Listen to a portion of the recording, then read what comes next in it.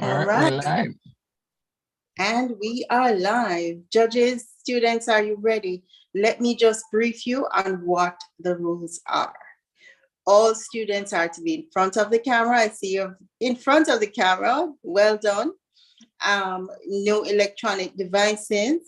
Remember, your first 2 minutes of the first speaker are protected minutes, right? You cannot ask for a point of information during this time. And if you go over your time, then the other team can call a point of order. Let us begin. Good morning. Welcome to the quarterfinal rounds of the 2022 National Tourism Debate Competition. We are one step closer with knowing who our winner will be and who will take home the winning trophy. Congratulations to all 16 schools who participated, but let us congratulate our quarterfinalists. Belair High, Wolmers Girls, Edwin Allen, Jamaica College, York Castle, the Carteret College, Wolmers Girls, and St. George's College. Let us have a round of applause, please. No one is clapping. We want to thank our sponsors, the Tourism Enhancement Fund, Deja All-Inclusive Resort, the Jamaica Hotel and Tourist Association, Royalton Luxury Resort, Chucker Caribbean, Coral Cliff Gaming Lounge, Margaritaville Group, Origin Juices, and Starbucks Jamaica. The 2022 National Tourism Debate is endorsed by the Montego Bay Chamber of Commerce and the GHTA. Our adjudicators this morning, Mr. Jaron Britton, Business Development Manager at the Jamaica Tourist Board, Attorney at Law Tamika Bryce, our Chief Judge, and Ms. Nikisha Gray, Lecturer at the University of the West Indies Mona Campus and Chartered Accountant. Our moot this morning, this House believes that persons who play an essential role within the tourism sector, such as immigration officers, are not allowed to take the industrial action because it would do more harm than good to the sector. Proposing the moot is Edwin Allen, and opposing the moot is Wolmers Boys.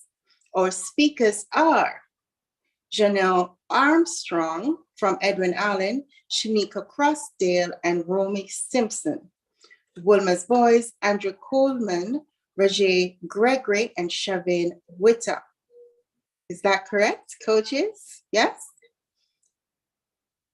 The first speaker is allowed 7 minutes, second speaker 5 minutes, and third speaker 3 minutes, followed by a rebuttal, which will begin with the opposing team.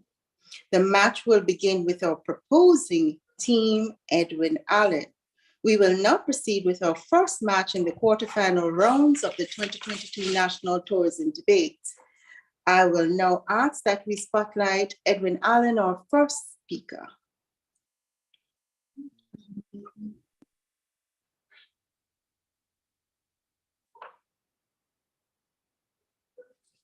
Ms. Armstrong, you may begin. Madam Chairperson, honorable adjudicators, ladies and gentlemen, specially invited guests, and last but by no means least, my worthy opponents.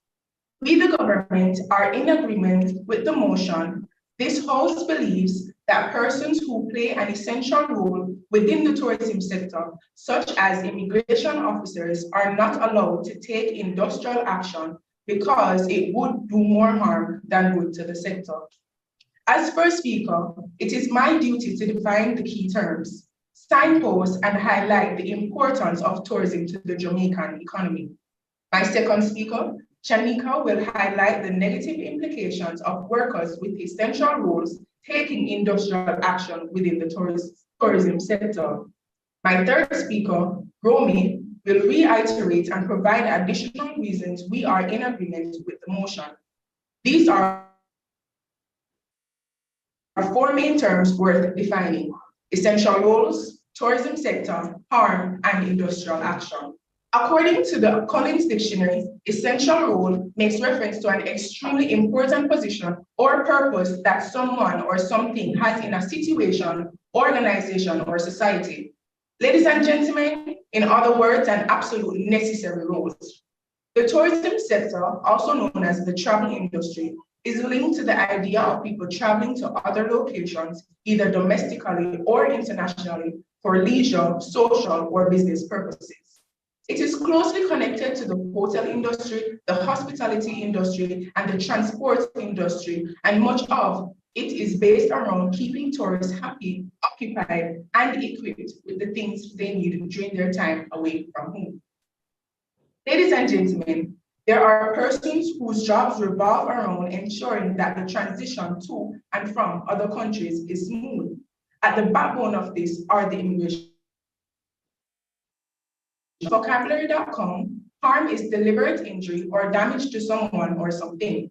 In our case, the presence of industrial action will deliberately inflict severe harm to a COVID-19 recovering industry.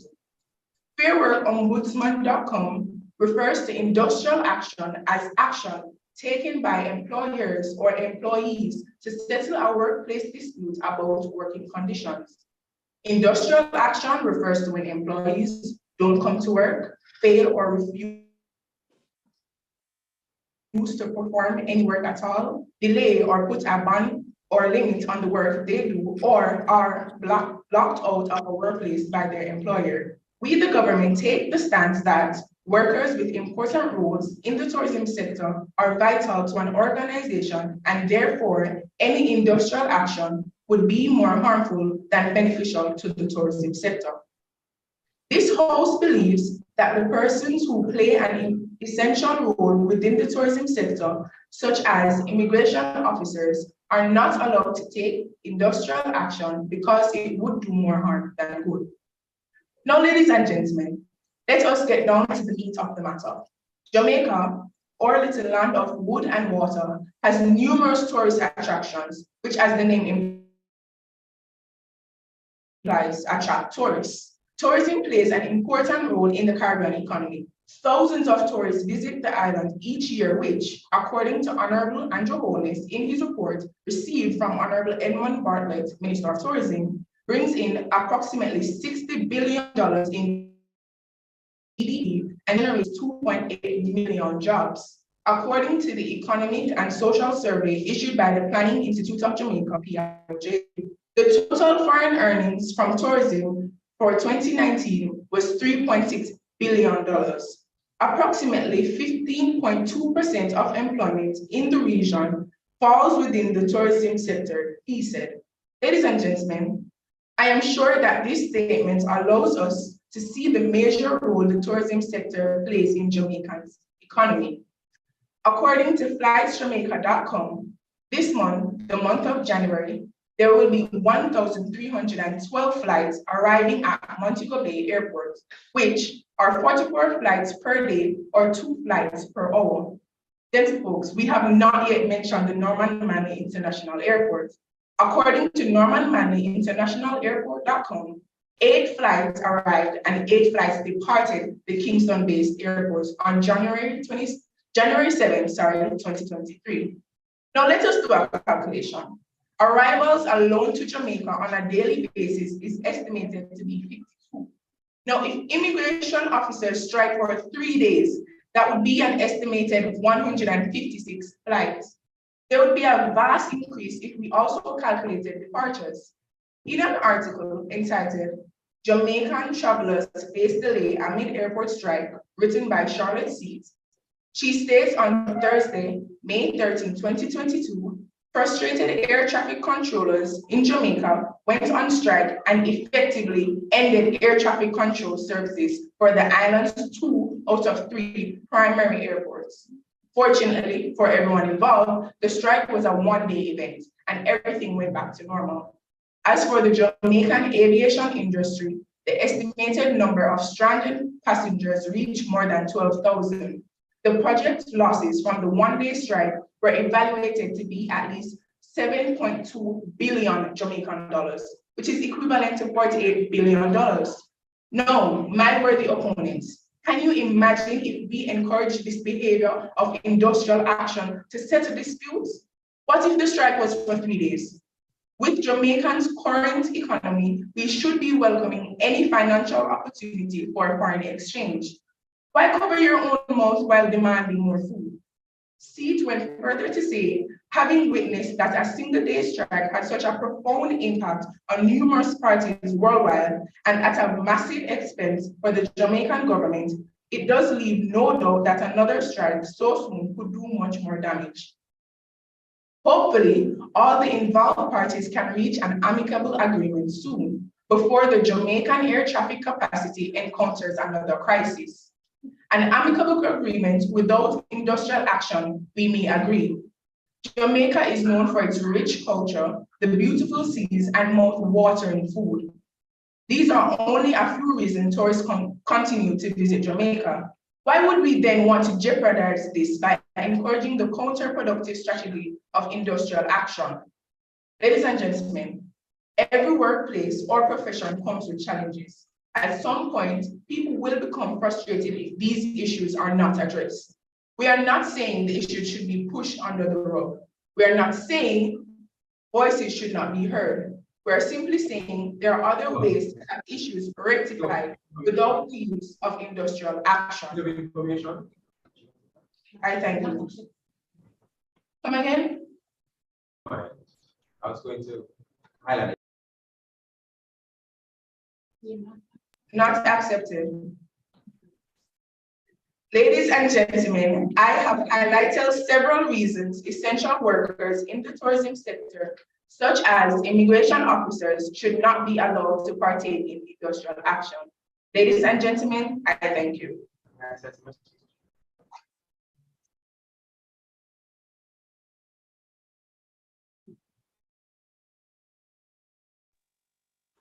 Thank you very much. We will now spotlight Wolmers Boys and welcome their first speaker, Mr. Coleman.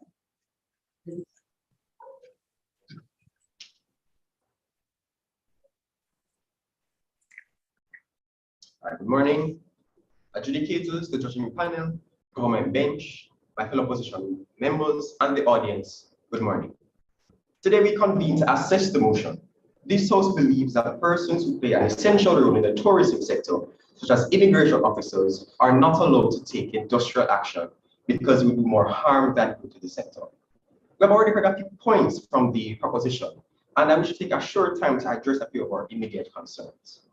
Based on the first speaker's statements, which are primarily economical, it is evident that they care more about the economical value of the tourism sector than the actual workers themselves. I'm interested to hear about the social and legal ramifications such a move would have on the Jamaican tourism sector. Getting into my speech now. So the opposition recognizes the fact that tourism is Jamaica's largest foreign exchange earner, generating in excess of $1 billion per annum. In one article by Brogan magazine, the sector accounted for as much as 20% of the country's GDP and employed over 170,000 Jamaicans, not counting the myriad of those employed through linkages. In any sector, its greatest assets are its workers, and this is no different than in the tourism industry, where in Jamaica, the workers are far more important than any white sandy beach or tropical climate. Without this human labor, our country would not stand a chance in the global market. Jamaica's human capital deserves skill training, representation, and rights, something which, given the proposition stance on this motion, they do not agree with. Judges, we have underscored the importance of these workers to the sector, and with that, we believe that these workers who are classified as essential to the sector should be able to take industrial action, which is a part of their right to collective bargaining under the Charter of Rights and Freedoms. The issue presented in the motion regarding the allowance of industrial action being an agent of more harm than good is pivotal to this debate. Therefore, our stance is not to negate that there will be negative impacts. However, we firmly believe that short-term loss only precedes long-term gain. This is supported by the sociological perspective, functionalism, which views change as gradual, progressive, and linear. Any disruption of equilibrium, which would be the industrial action, is temporary and will therefore, as a consequence, result in positive social change. The proposition has a flawed belief that by limiting industrial action from these essential tourism workers, it will have a positive effect on the sector. We fundamentally disagree. Not only will such limitations affect the management and employee relationship, but will also affect the efficiency of the tourism sector in general. Workers with no platform to demonstrate their concerns will be oppressed, which would reduce the overall efficiency. So far, I have outlined that if tourism workers are not allowed to take industrial actions, it will have deleterious economic and social consequences. However, we need to assess why these essential workers even have a reason to take industrial action. Issues that come to mind immediately are poor compensation, unfair dismissal, poor working conditions, and lack of adequate resources. As aforementioned, industrial action highlights the need for change, and this will give the workers the platform and leverage to demand improved conditions and treatment. I cannot stress enough that the industry's most valuable assets are its workers. Limiting their freedom to publicly make their concerns known will not improve life for the essential tourism workers, who are the backbone of the sector, thus weakening the overall efficiency of the industry. In other words, treating your most valuable player poorly is not the way to build a strong, resilient, and competitive industry. Nobody likes or wants an oppressive system, and that, adjudicators, is doing more harm than good to the sector, contrary to what the other side believes. The proposition assumes that the issues in the tourism industry that affect tourism workers will not have a spillover economical impact. This policy can easily be countered by making the following point. Workers in general only take industrial action as a last resort. It comes after a whole process set out in law by the Labor Relations and Industrial Disputes Act. Only when negotiations have failed and workers alongside their unions see no way forward to address the serious concerns are then when industrial actions are contemplated. It is to know that there are intricacies in the procedure of taking industrial action. The Labor Relations and Industrial Disputes Act of 1975 creates the framework for unions to apply for industrial action. This ensures that unions and workers have a limited scope to actually take industrial action. And I can get into the specifics of the process, detailing how the role of the tribunal works, the Minister of Labor, and the unions themselves, but time constraints will not allow it. With these guards, why is it necessary to limit tourism workers from taking industrial action when there are already detailed processes in law to treat with this? One man alone cannot lawfully take industrial action, which could result in the lawyer being subject to lawful dismissal. Hence, an unnecessary limitation of tourism workers from taking industrial action would do far more harm than good to the sector. In closing, one shudders to think of the dangerous precedents limiting essential workers from taking industrial action would have on other important sectors. My fellow opposition members will continue our urgent rejection of any such proposal and prove why limiting working freedoms given to them by the Charter of Rights is not good for the tourism industry. And I rest. Thank you.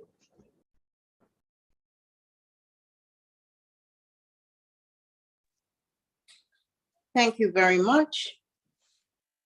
We would have heard from the first speaker, Edwin Allen, and Wolmers boys, Andrew Coleman. And we will now spotlight Edwin Allen and invite Shanika Crossdale, their second speaker, who is proposing the motion. This House believes that persons who play an essential role within the tourism sector, such as immigration officers, are not allowed to take industrial action because it would do more harm than good to the sector. Second speaker, Edwin Allen.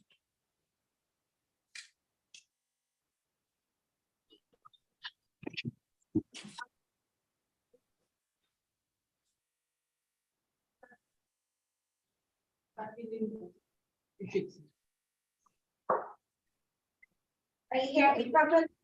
Yes, we are. You may go ahead. Ladies and gentlemen, good afternoon.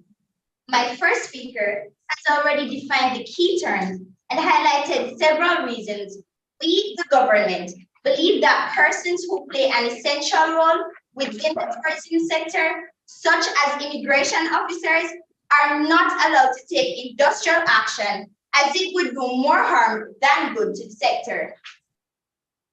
Ladies and gentlemen, when we think of industrial action, we consider workers showing up to work and refusing to do their primary job.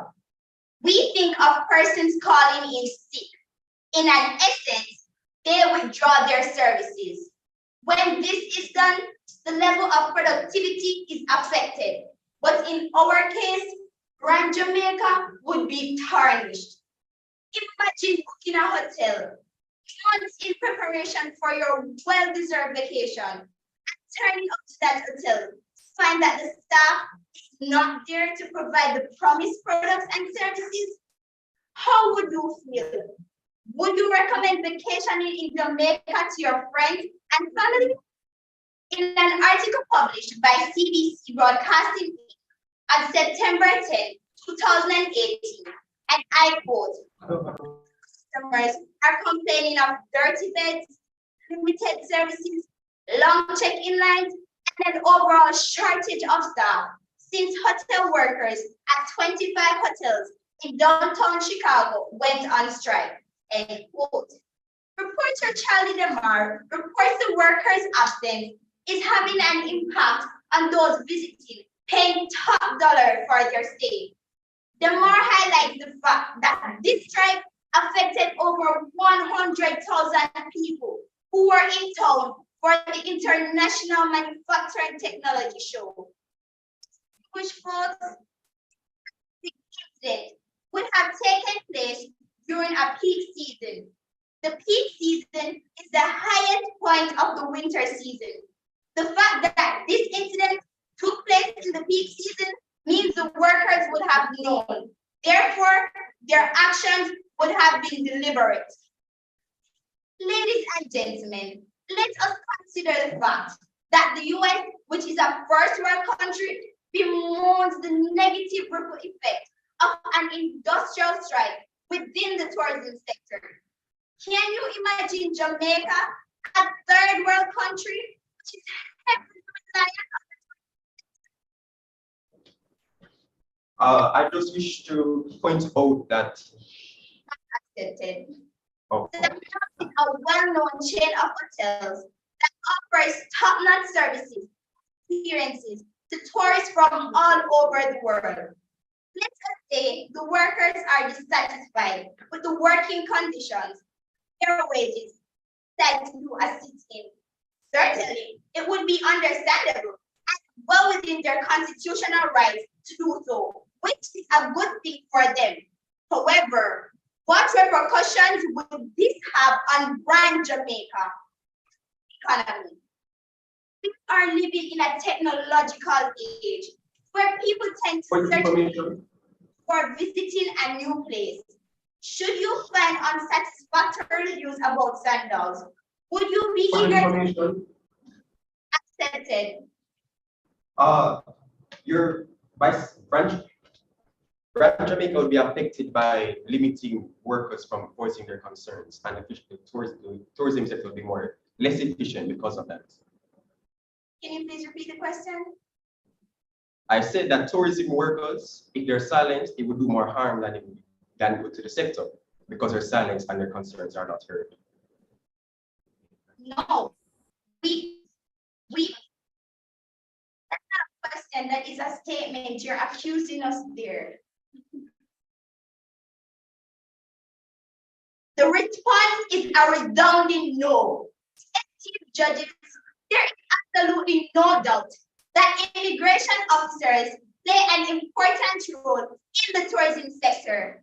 The roles of these officers include, but are not limited to, screening passports and passengers on arrival and departure of a country. These individuals also help identify smugglers and help detect contraband. According to an article posted in the Gleaner on October 26, 2020, immigration officers take industrial action. More than 50 immigration officers at the Passport, Immigration and Citizenship Agency, PICA, were reported to have taken industrial action over a contentious interdiction process. Some of the affected categories include shipping, deportation, border management, and of state. Can you imagine a tourist wanting to extend his Point or of her order. unable to do so because of industrial action not accepted. This, my word of another example of how much more harm than good is done when workers with essential roles are involved in industrial action. Ladies and gentlemen, let us be realistic. Jamaica is very much dependent on the tourism sector for economic growth and sustenance. Therefore, stability on the part of the workforce is of utmost importance. It is against this background that we agree with the mood. Persons who play an essential role within the tourism sector, such as immigration officers, are not allowed to take industrial action as it would do more harm than good to the sector. Thank you.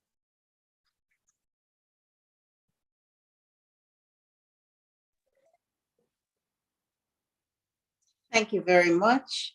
Strong arguments by Edwin Allen, and we will now spotlight Wolmers Boys and welcome Roger Gregory. Mr. Gregory, you may begin.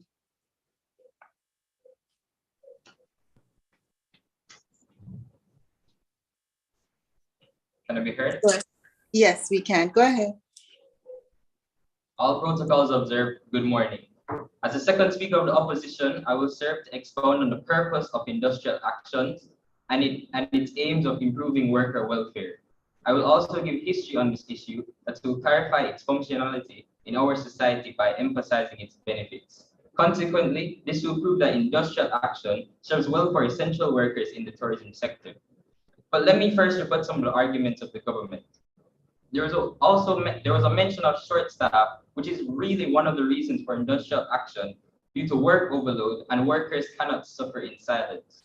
The opposition was only limiting the argument to immigration officers. However, there are many other essential workers, such as tour guides, hotel managers, chefs, and porters, which all add to the brand Jamaica experience. Continuing with my speech, what are the causes and benefits of industrial action? Great action brings great change.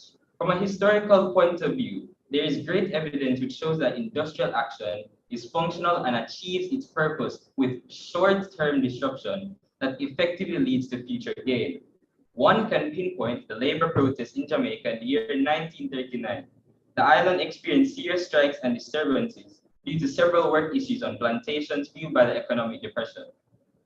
At this time, several labor unions were organized, which later became political organizations. However, they campaigned for better wages and working conditions, as well as aided in the transformation of the colonial government system. In 1944, after the protest, the country gained universal adult suffrage, and by 1962, independence from Britain. Here we can see how industrial action greatly aided in the future development of the island. Removing industrial action as a freedom enjoyed by essential tourism workers will remove a major medium of expression of dissatisfaction. This will not have a positive impact on the sector, contrary to what members of the proposition may believe. Currently, tourism essential workers that are subject to unfair treatment, low wages, and emotionally challenged, they struggle to function in uncomfortable positions. This has a major impact on their productivity and affects the performance of the tourism sector. Let me emphasize that we are not encouraging uncontrolled protests, as that is illegal. Structured industrial action carried out over a short period that follows the required process can bring great change while preventing a total decline of the sector. Industrial action resolves issues that are stifling the abilities of essential workers in the tourism sector. On October 26, 2022, more than 50 immigration workers at the Passport Immigration and Citizenship Agency, PICA, took industrial action by calling in sick for the day to protest work-related issues. The workers were said to have been restless since 2018 regarding the unfair and unjust treatment. This included the interdicting or dismissal of purpose with persons without due process. This process came to an end when Minister Horace Chang decided to meet with representatives of the National Workers' Union. This is one of the many examples that serve to demonstrate the effectiveness of industrial actions. It gives that important voice to workers who are limited in mediums to express the severity of their problems. These unions are unable to resolve issues through just simple negotiations with the government, and further action is normally required. Industrial action brings further awareness to these work-related issues. In addition, it highlights the severity of the issue to the government. Workers feel unappreciated, and industrial action is seen as a way for them to better their conditions and current situations. It is very important for these industrial actions to bring a positive change that will yield great future development. In the eyes of the proposition, such conflict will for industrial action is needed based on what the conflict theory posits. According to Marx, society is built on powerful individuals that sought to control persons through oppression and dominance. This is a theory that society is in a state of perpetual conflict due to competition for limited resources. This idea of exercising power and minimizing the voices of the working class is seen in the poor treatment of workers by the government. Essential workers are not paid their full value as they generate much more profit to the economy. Coupled with the cost of living rising each day and wages being stagnant, people will find it very difficult to cope. Industrial action presents the choice of change for these workers. Keeping our workers in this ill treatment will only produce substandard work performances, which is detrimental to the future of the sector. Thank you.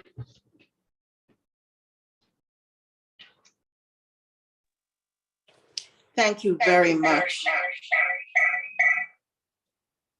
We will now spotlight Edwin Allen and welcome their third speaker in our first match in the quarterfinals round of the 2022 National Tourism Debate Competition.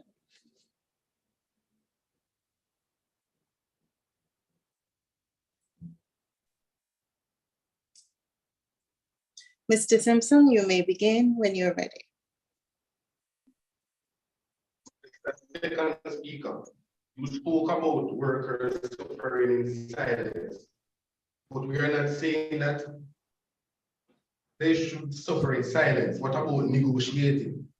Ladies and gentlemen, good afternoon. My first speaker, Johnny, as I like to Jamaican. My second speaker, Shanika, outlined the negative implications of workers with essential roles taking industrial action in the tourism sector.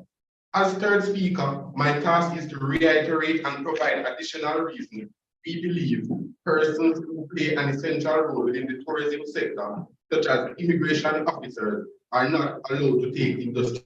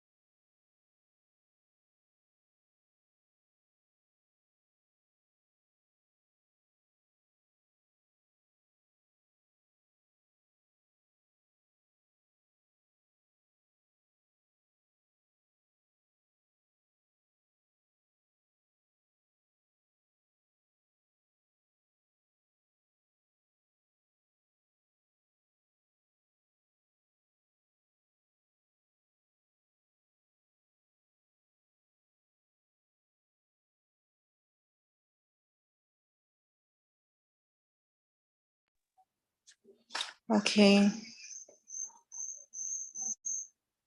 We will allow Edwin Allen a few minutes to reconnect. We can appreciate this is an online competition, and from time to time, the service can move slowly. So let us just give them a few minutes. We will try to reach out to the coach.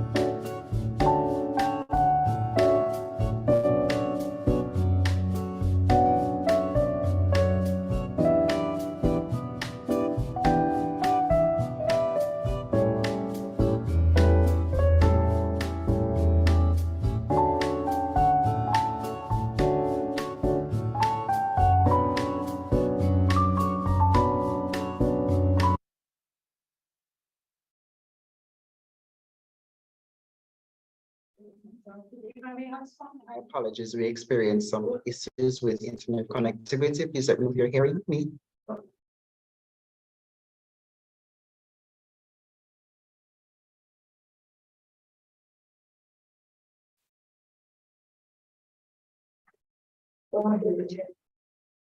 Yes, we can hear you. You may restart whenever you can. Could you please repeat that? Should he read the Yes, speech? so he can restart his speech. All right, thank you so much.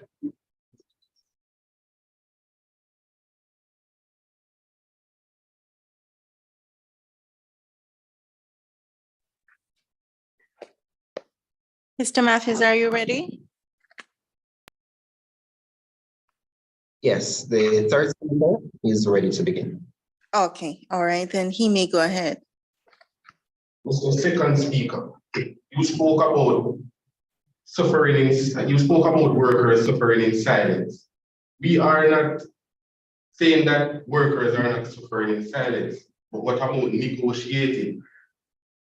Ladies and gentlemen, good afternoon. My first speaker, Johnny, has highlighted the importance of tourism to the Jamaican economy. My second speaker, Shanika, outlined the negative implications of workers with essential roles taking industrial action within the tourism sector. As third speaker, my task is to reiterate and provide additional reasons we believe persons who play an essential role within the tourism sector, such as immigration officers, are not allowed to take industrial action, as it would do more harm than good to the sector. My attentive audience, it is no secret that the Jamaican economy is heavily dependent on the tourism sector for foreign exchange. My first speaker outlined the gross domestic product and the money it brings into the Jamaican economy. In an article written and published by the Tourism Review News, journalist Love highlights Jamaica's Minister of Tourism, Edwin, and note that the destination has taken in $5.7 billion in revenue since its borders reopened in June 2020. The data also shows that the island welcomed more than 5 million visitors during the same period. My opponents, essential workers within the tourism sector, are taking industrial action at that point. Would the country have been able to generate such lucrative revenue? That is a question I believe only has one answer. No. In an interview hosted on Nationwide News Network on May 8, 2020, Tourism Minister Edwin highlights the financial loss to the tourism sector caused by a strike by air traffic controllers on May 12, 2022, and stated that it is still being tabulated. The minister estimates it could be at least $2 billion. He said the inconvenience faced by some tourists as a result of the disruption caused reputational damage to Jamaica's product. My fellow opponents, can you imagine losing $2 billion in whichever currency, whether it be Jamaican or US dollar? Can you imagine how useful $2 billion would be in the development of the country's economy and the society at large? So much infrastructure in this lovely land of food and water are undeveloped. Let us be realistic. The money lost could have been used to assist in refurbishing these underfunded hospitals, which could assist in saving more lives. Minister Bartlett noted that some trade partners and investors contacted him during the strike action in regard to the possible ramifications this may have on Brand Jamaica as an ideal destination for tourists. When workers' essential roles in the tourism sector partake in industrial action, productivity becomes non-existent, causing a blow to the economy and tarnishing Jamaica's brand. It is on this ground that we, the government, support the motion. Persons who play an essential role within the tourism sector, such as immigration officers, are not allowed to take industrial action so they can do more harm than good to the sector. Thank you.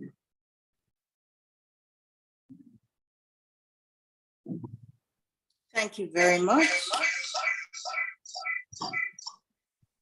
We will now spotlight Wolmers Boys and invite their third speaker, Shavin Witter.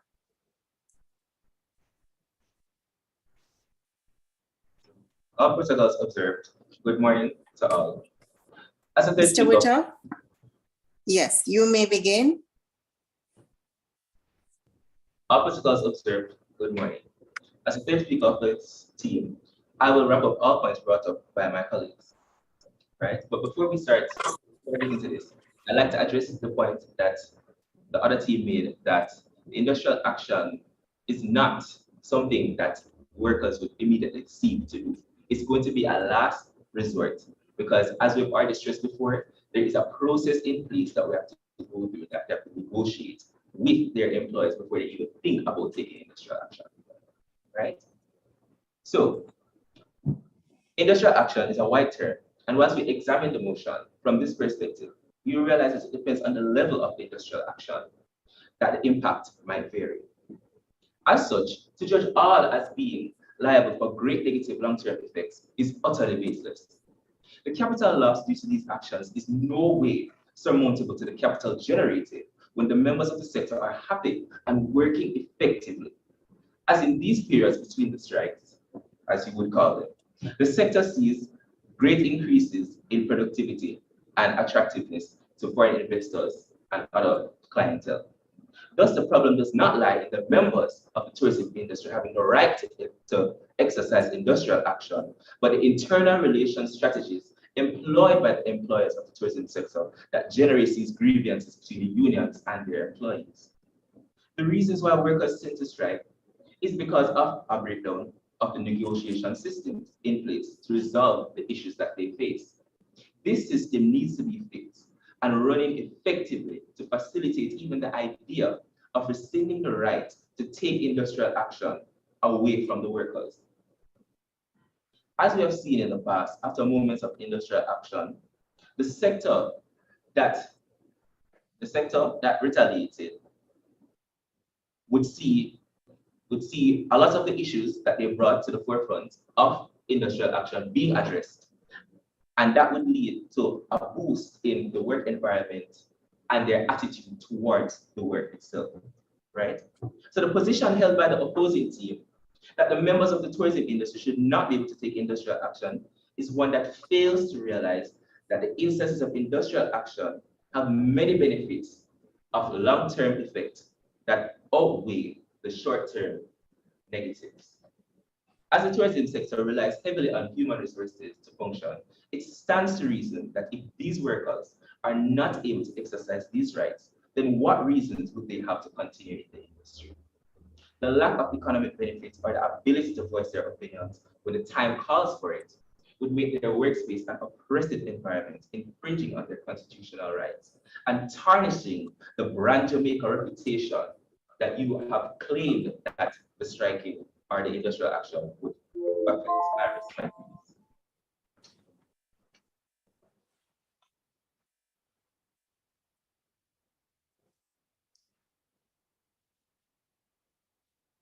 Let's have a round of applause for both schools. Edwin Allen, who is proposing the moot, and Wolmers Boys. They will now prepare their rebuttals while the judges organize their scores so far. Let us thank our sponsors, the Tourism Enhancement Fund, Deja All Inclusive, the Jamaica Hotel and Tourism Association, Royals and Luxury Resort, Chucka Caribbean, Coral Cliff Gaming Lounge, Margaritaville Group, Origin Juices, and Starbucks Jamaica. The quarterfinals will be the final round of online competition as we resume face-to-face for semifinals and finals. We want to thank our adjudicators this morning, Ms. Keisha Gray, who is a lecturer at the University of the West Indies and chartered accountant, Ms. Tamika Bryce, attorney at law, and Mr. Jaron Britton, business development manager from the Jamaica Tourist Board. We will now take a break, but before we do, we want to thank Jaden Hewitt, our production assistant, who is assisted by his timekeeper this morning. Thank you both. We will return with our rebuttal section.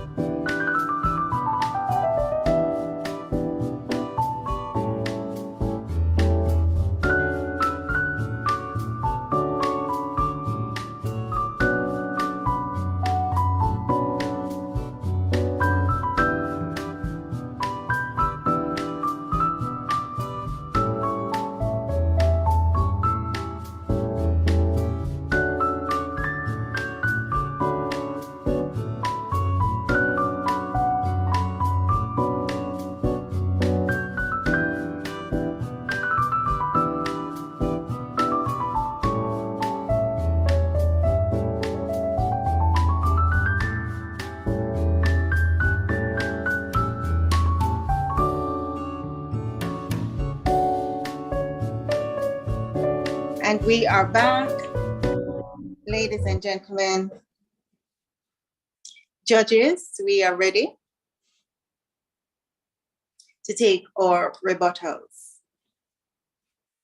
Welcome back. And we would like to thank both schools, Edwin Allen and Wolmers Boys. We are now in our rebuttals section, and the rebuttals will begin with the opposing team, Wolmers Boys, followed by the proposing team, Edwin Allen. Can we spotlight Wolmers Boys, please?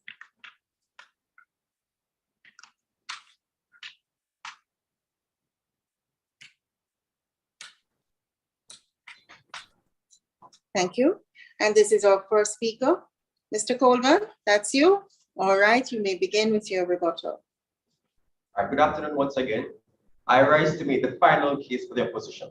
And I would just like to highlight how the government has failed in arguing their points. They focus primarily on an economic standpoint. However, what about the social and the legal ramifications of limiting essential tourism workers from taking industrial action?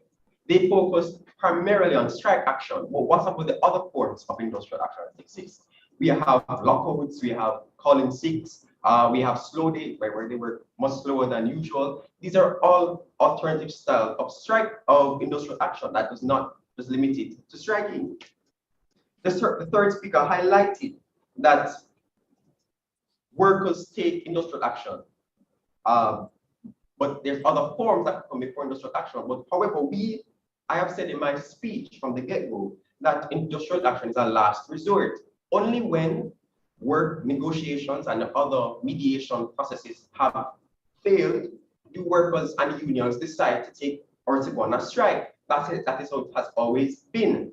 In the 1930s, which my second speaker talked about, he highlighted just how important the labor protests in the 1930s were in actually bringing Jamaica great change. And that process came out of many months of deliberation which failed and caused the workers to have to take industrial action. They also spoke about Brand Jamaica, which we understand from an economical point of view. However, Brand Jamaica itself would be ruined if it ever got out that our tourism workers, essential tourism workers, were treated very poorly, allowing them to have poor compensation, unfair dismissal, lack of adequate resources, all without having a medium or a platform to explain and express their points with leverage that can actually lead to change, will have detrimental impacts on our tourism sector. All of these points we highlighted, and the government focused primarily on an economic standpoint. Again, we highlighted that we understand when workers go on strike that it has negative implications for the tourism sector. However, the benefits far outweigh the negatives. And all of these things we have highlighted in our speeches. The proposition has failed in making a clear, diverse, and a justified and equal point that represents all workers that play a part in the tourism sector. They focus primarily on the immigration officers, where we have many other essential tourism workers, hotel workers, ground transportation officers, who play an essential role in delivering and ensuring the stability of the tourism sector in Jamaica. Thank you. Thank you very much. That was Mr. Andrew Coleman from Wolmers Boys. We will now move over to Edwin Allen. And we would like to also thank Siobhan Matthews and Ms. Samoy Williams from Edwin Allen and Vanille Morgan Lewis from Wolmers Boys. Both coaches, all three coaches did very well. Can we now have our rebuttals from Edwin Allen? Please go ahead.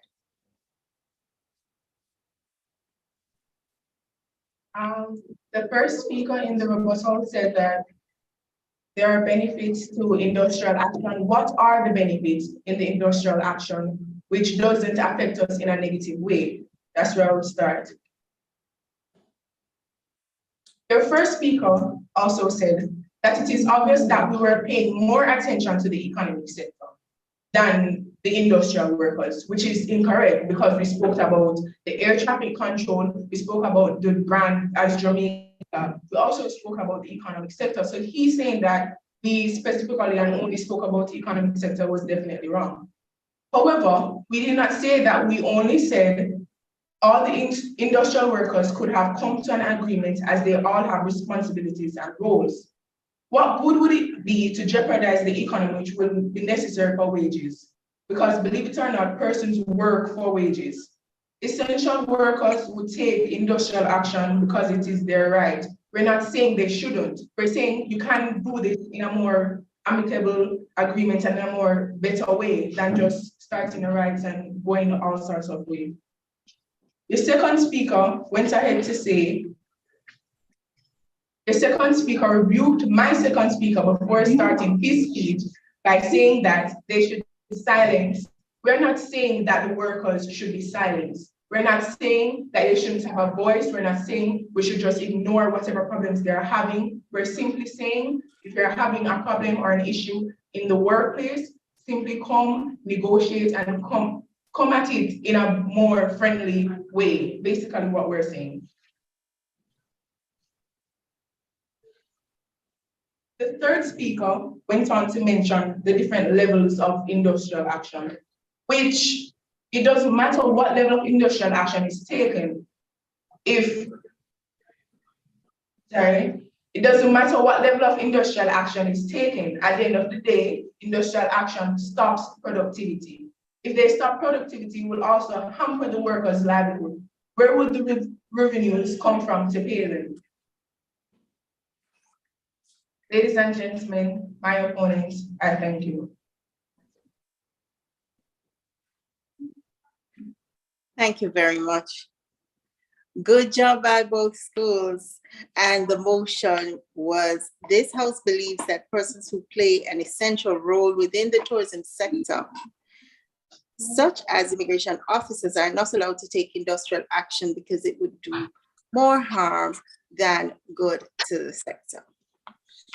We will now break while our judges come back with the scores, which we are excited to know.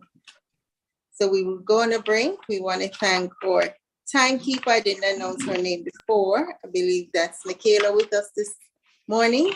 Michaela, you're with us. Thank you so much. And we will take a break and return.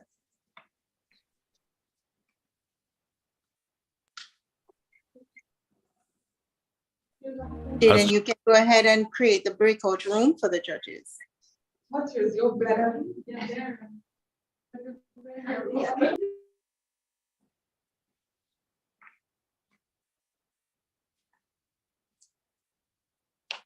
All right, the judges should be seeing a prompt to go to the room.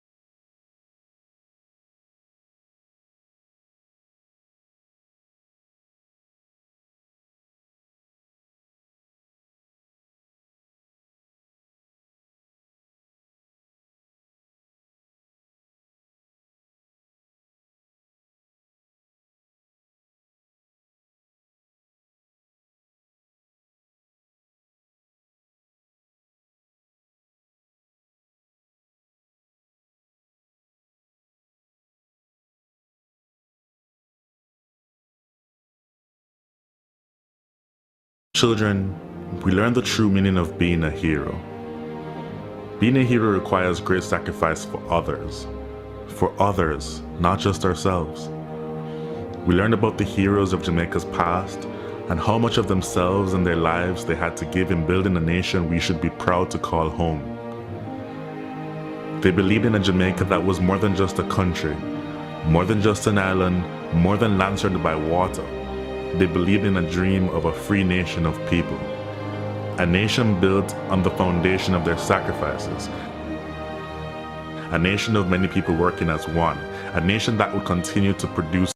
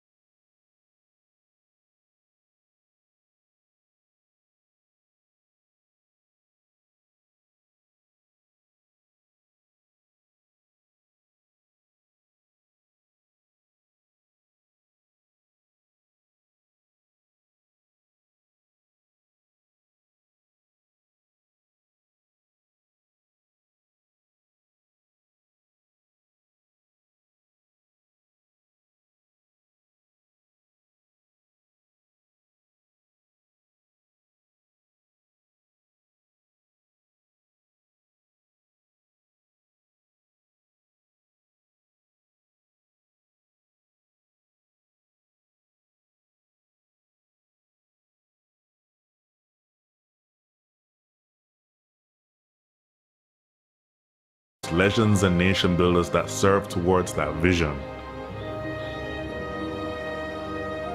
As children, we were also taught the national pledge, a solemn promise, an undertaking. I would like to believe Sir Hugh Sherlock, while writing this pledge, understood the vision and dreams of our heroes. It's clear being a hero is too much to ever ask any one citizen. Luckily, the pledge does not require heroics of any of us. It merely asks that we honor our heroes by striving to advance our nation and ultimately inspire the world, like they and many Jamaicans have done. It's important we remember those words. These words.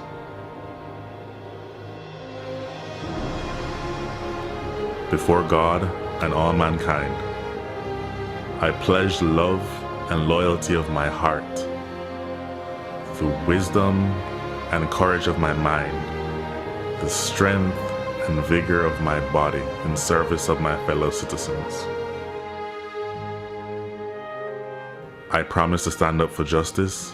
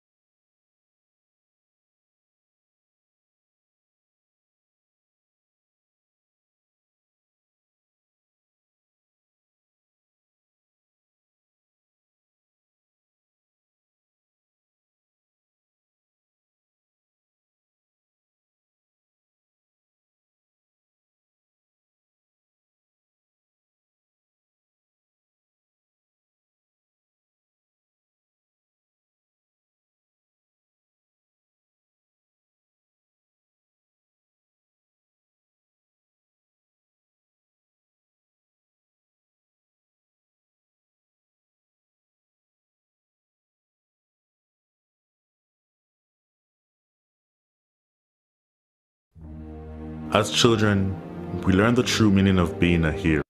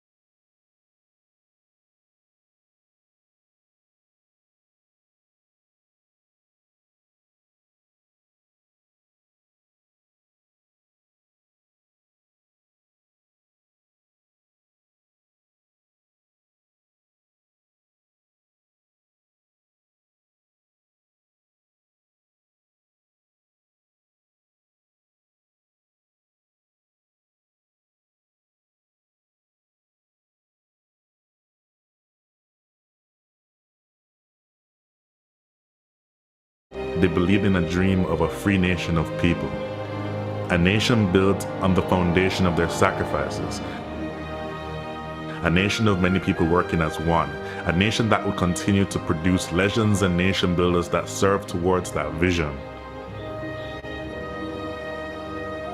As children, we were also taught the national pledge, a solemn promise, an undertaking.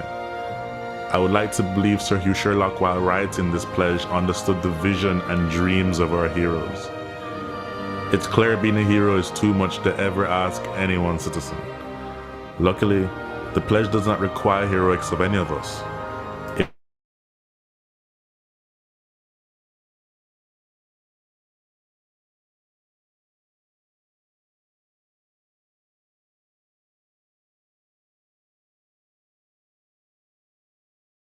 Remember those words.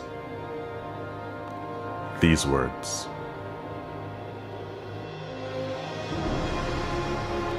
Before God and all mankind, I pledge the love and loyalty of my heart, the wisdom and courage of my mind, the strength and vigor of my body in service of my fellow citizens.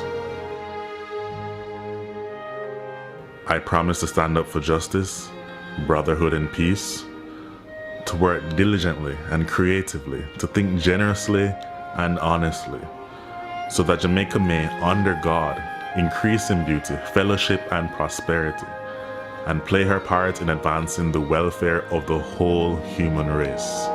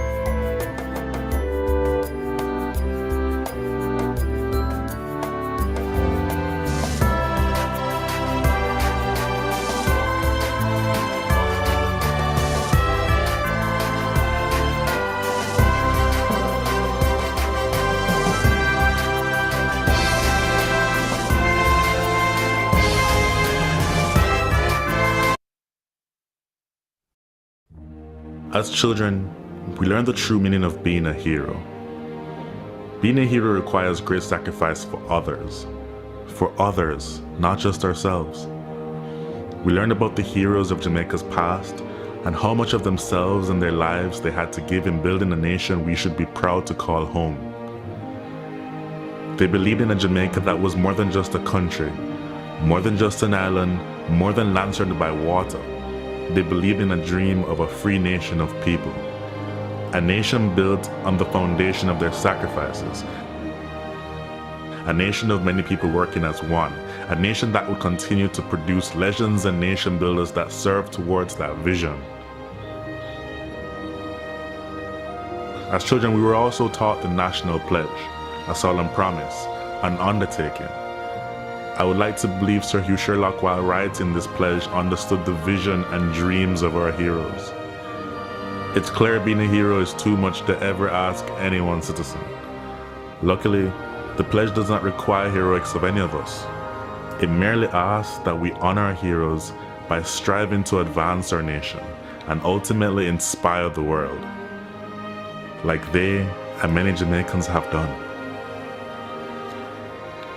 It's important we remember those words. These words.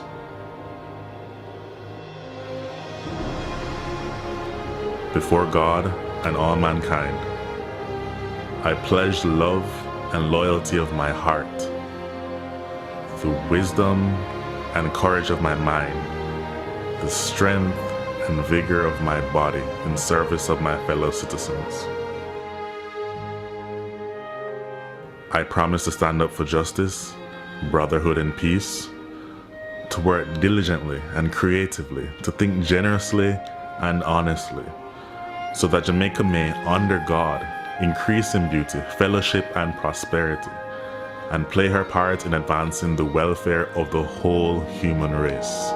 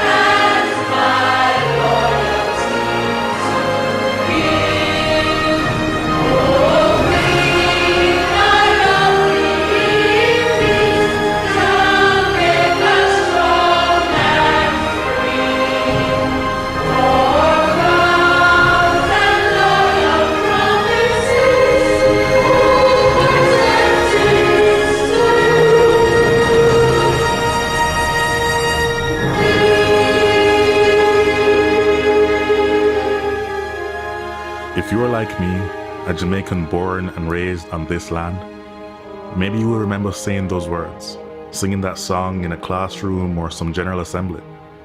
If so, like me, you made a pledge. Somehow it seems like many of us have forgotten that. The crime and violence, the indiscipline and short-sightedness, the corruption, the lack of respect for our beautiful lands we are blessed with, and the waters that surround and nurtures us. We have to do better. Let us honor our heroes so that they would not have sacrificed so much in vain. I hope this video can make a difference to even one soul. If so, it would all be worth it. If you feel the way I do, share it. May my voice become yours. Thanks for watching.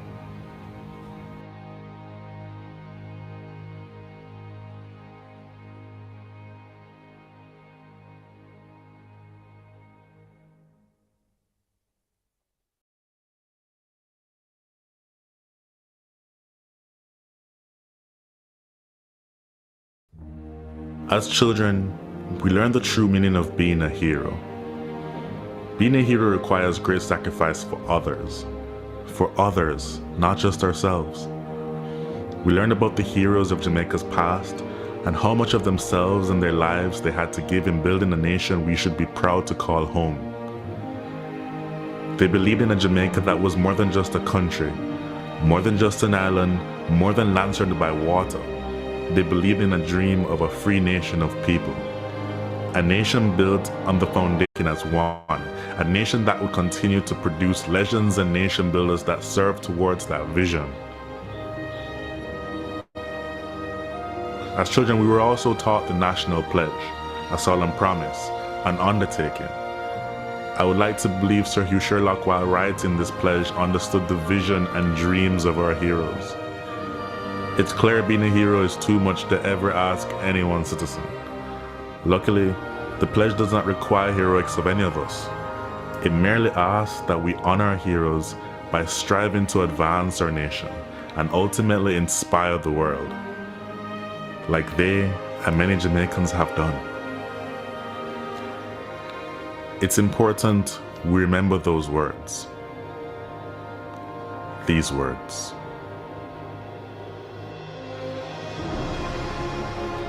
Before God and all mankind, I pledge the love and loyalty of my heart, the wisdom and courage of my mind, the strength and vigor of my body in service of my fellow citizens. I promise to stand up for justice, brotherhood, and peace, to work diligently and creatively, to think generously and honestly, so that Jamaica may, under God, increase in beauty, fellowship, and prosperity, and play her part in advancing the welfare of the whole human race.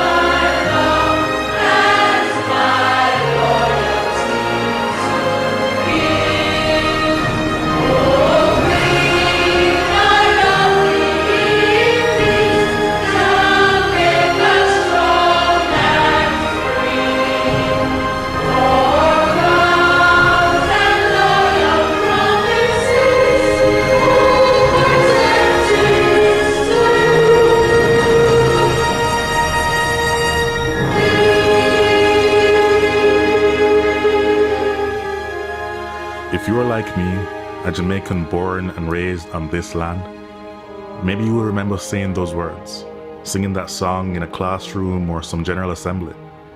If so, like me, you made a pledge. Somehow it seems like many of us have forgotten that.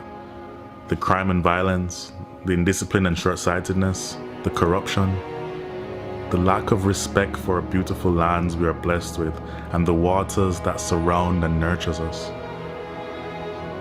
We have to do better. Let us honor our heroes so that they would not have sacrificed so much in vain. I hope this video can make a difference to even one soul. If so, it would all be worth it.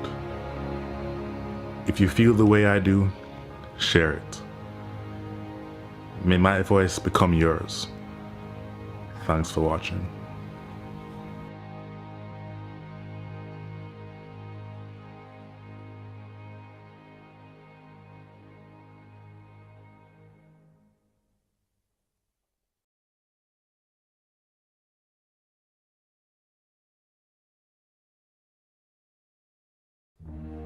As children, we learn the true meaning of being a hero. Being a hero requires great sacrifice for others.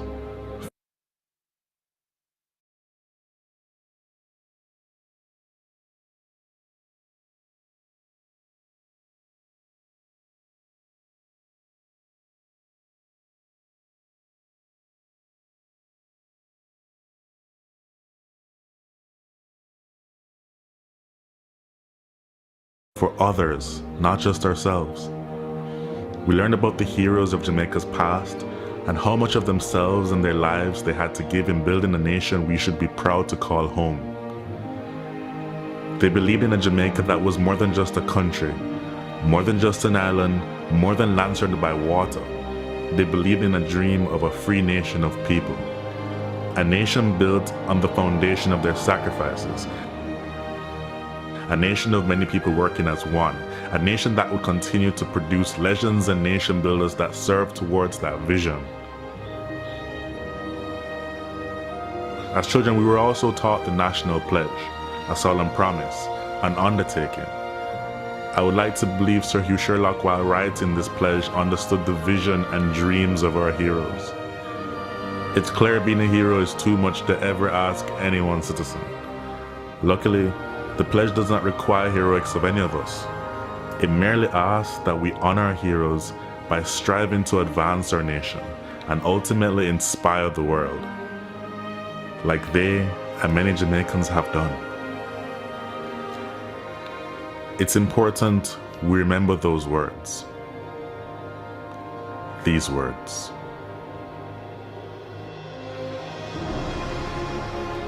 Before God and all mankind, I pledge love and loyalty of my heart, the wisdom and courage of my mind, the strength and vigor of my body in service of my fellow citizens. I promise to stand up for justice, brotherhood, and peace, to work diligently and creatively, to think generously and honestly, so that Jamaica may, under God, increase in beauty, fellowship, and prosperity, and play her part in advancing the welfare of the whole human race.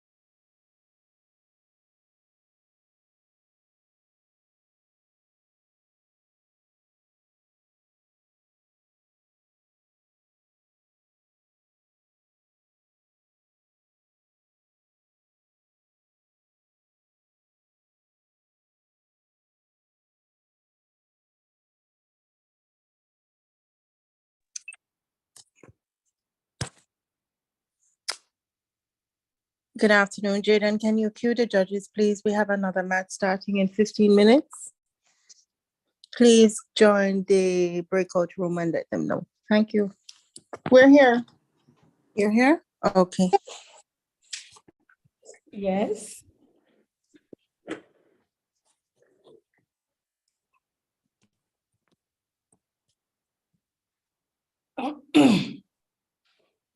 We are ready.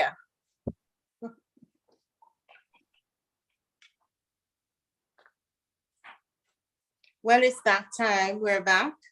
And the judges, we don't really rush our judges because we want to make sure that they deliberate well and there are no miscommunications. We will invite our Chief Judge, Tanika Bryce, to present the scores of both teams and who our best speaker is this afternoon.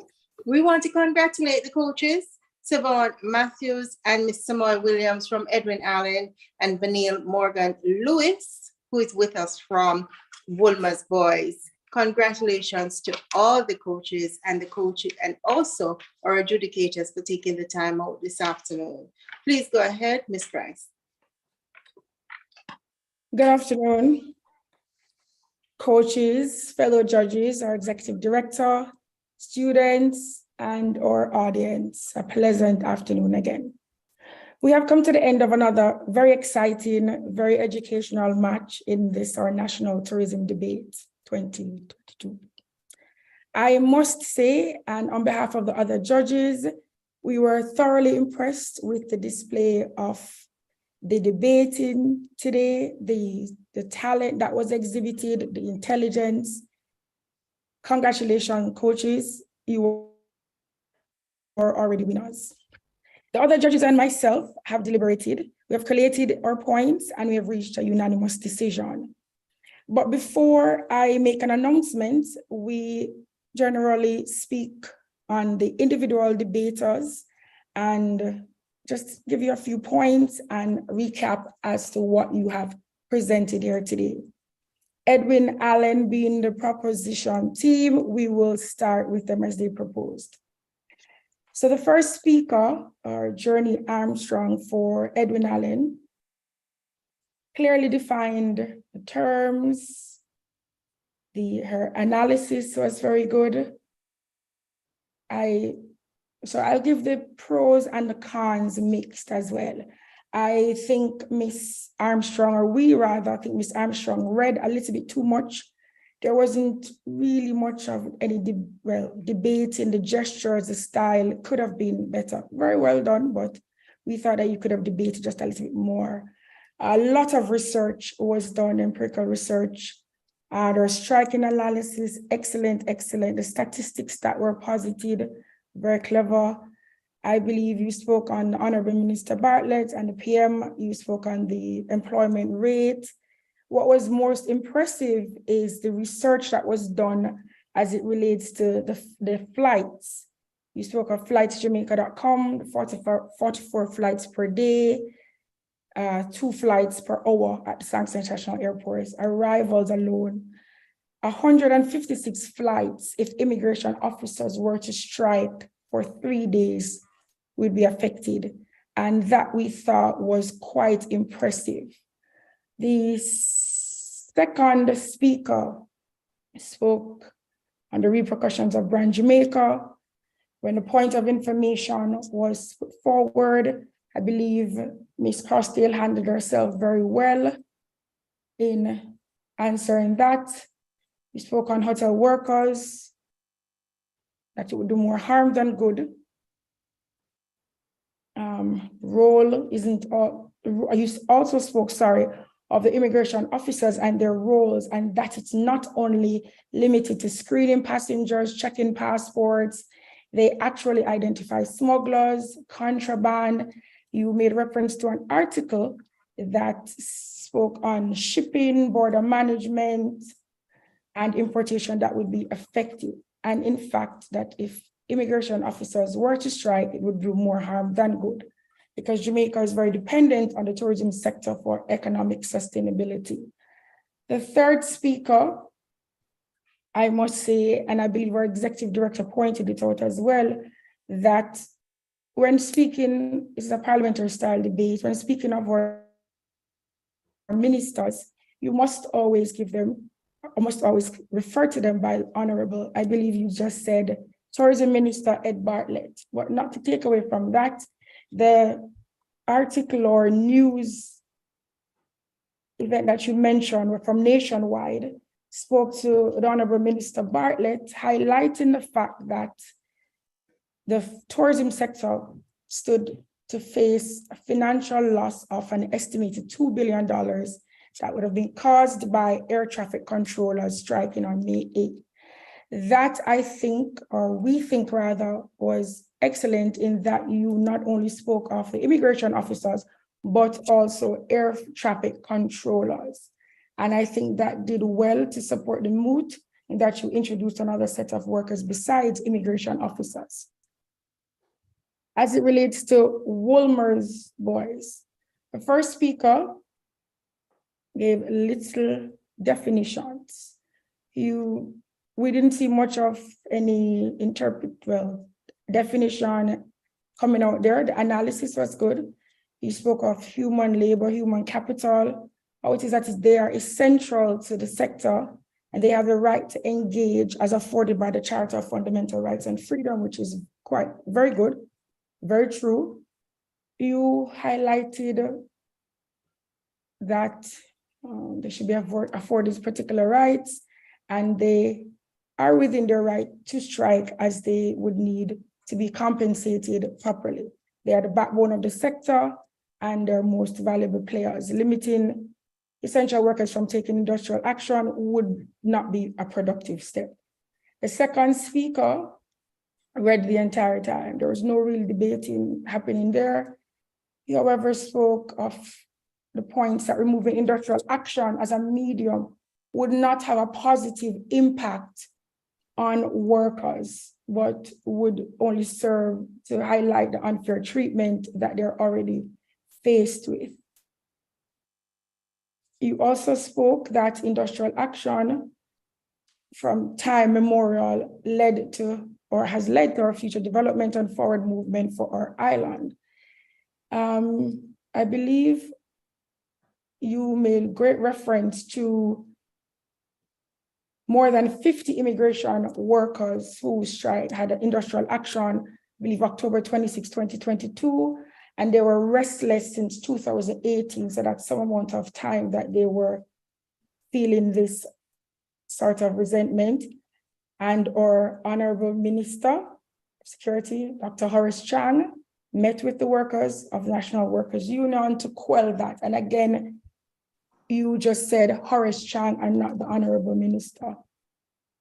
You also made mention that industrial actions affords a platform for workers to better their individual situation. The third speaker for Wolmers Boys spoke on the fact that capital loss is in no way surmountable to capital generated when members of the sector are happy. They strike because of a breakdown in negotiation. They're not saying that it should always get to that, but they did employ negotiation and it didn't work. Instances of strike have many benefits, and they believe that the long-term outweighs the short-term benefits. In regards to the rebuttals, the first rebuttal was from Andrew Coleman from Wolmers Boys. And Mr. Coleman did an excellent job. He posited that the proposing team, which is Edwin Allen, focused primarily on an economic standpoint. What about the legal and social standpoint of the workers? Workers take industrial action. If this would ever reach particular platforms or the world stage, then it would have a negative impact on brand Jamaica. Mr. Coleman, in rebutting, posited that the proposition only spoke on immigration officers, and we as the judges strongly disagree. The third speaker spoke for Edwin Allen spoke of air traffic controllers, and the second speaker spoke of tourism workers, hotel workers, and Brand Jamaica as a whole. And my question, or our question to Wolmers Boys as it relates to this rebuttal is, did Wolmers Boys speak of any other essential workers besides immigration officers in making this rebuttal? Journey Armstrong from Edwin Allen in her rebuttal started off by saying the first speaker from Wolmers Boys spoke on that there are benefits to industrial action. And she said, what are they that does not affect us negatively? She rebutted the fact that Mr. Coleman said that only immigration officers were mentioned, and she said that air traffic controllers, Grand Jamaican as a whole, hotel workers were mentioned. What good would you be, and the responsibilities, sorry, that was her questions. Persons work primarily for wages. So if it is that it does not affect them negatively, is that not negative? Essential workers are needed. They're not saying that she's positive that she's not saying that workers should be silenced and not have a voice, but it can be done in a more amicable way.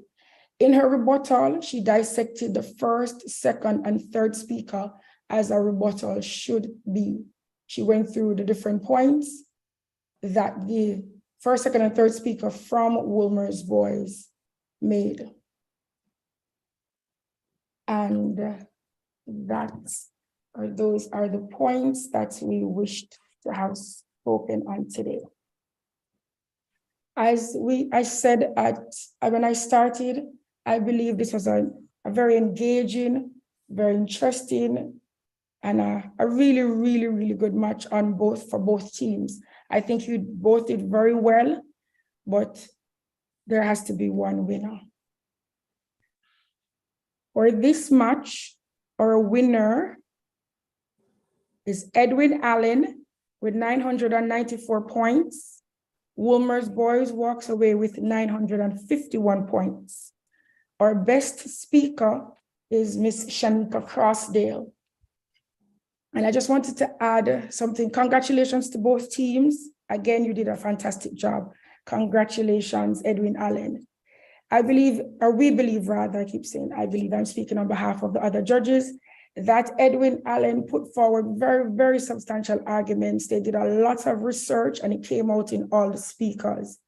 They supported it with excellent points, the hypothetics, the analysis, striking analysis, and it was very impressive. The statistics that were posited as well, quite clever, and I think you did a remarkable job. Wolmers Boys, very good job as well. Thank you very much. I am not sure if any of the other judges would like to add anything at this time, but coaches, good job. Thank you.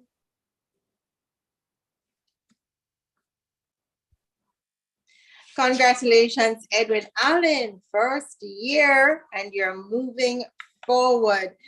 Job well done to Wolmers Boys. Very, very good job indeed. I want to thank our adjudicators. I think you had a very, very difficult task ahead. And yes, your points, I see what you're saying. I actually was watching the rebuttal and I made a few points as you would have seen. I want to thank Jaden Hewitt, our production assistant, and Michaela, our timekeeper, and also our coaches who did an excellent job. I'm Executive Director Michelle Tuller. This is the first match in our quarterfinals round. Congratulations. Remember, don't move too far. There's always a wild card draw. All right? Good luck.